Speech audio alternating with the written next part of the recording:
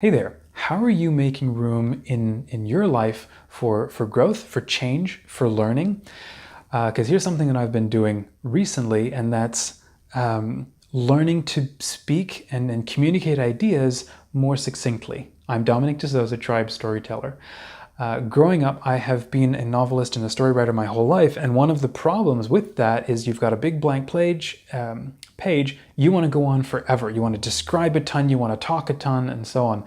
And working this last couple of years with a bunch of small businesses who aren't great at writing, they don't want a ton of copy, a ton of content on their websites, And if you're writing blogs and you're putting out content, learning to be succinct has incredible value because people don't have a lot of time.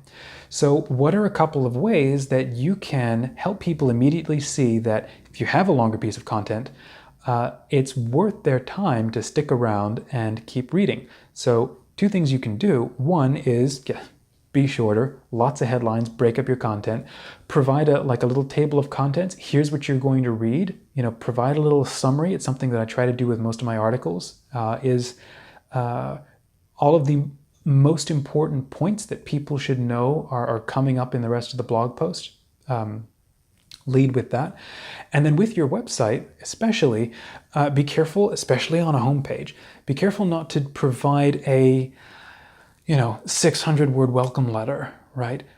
People don't know that there's a ton of value in that because when we're browsing websites, we skim, we scan, right? We're looking for words, we're looking for verbs, we're looking for keywords, So give people an opportunity to actually engage with your content by making it easier for them to see what's in it. How do you do that?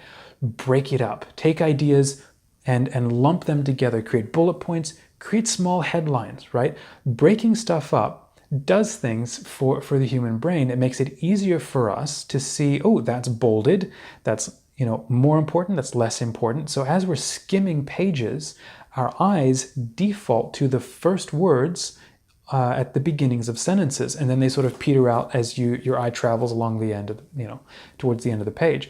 So when you're like laying out your website, make your formatting shorter. Don't make a line of text run the entire length of the website, the screen, because your attention drops.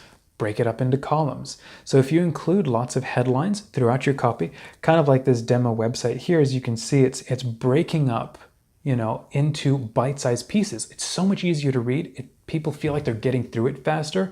And because they're seeing verbs, they're seeing nouns, right? It's easier to absorb, which helps them with their engagement and their realization, I do need to commit to delving into more detail and so on.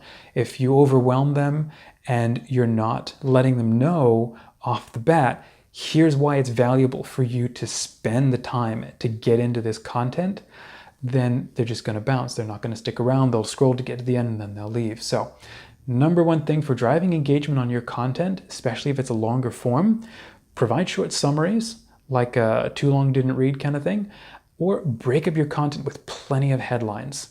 You will see a difference. If you're already doing that, I'd love to know your insights or anything else that you're doing to help drive engagement on your posts. And if we're not connected, let's go ahead and do that. I'd love to meet you.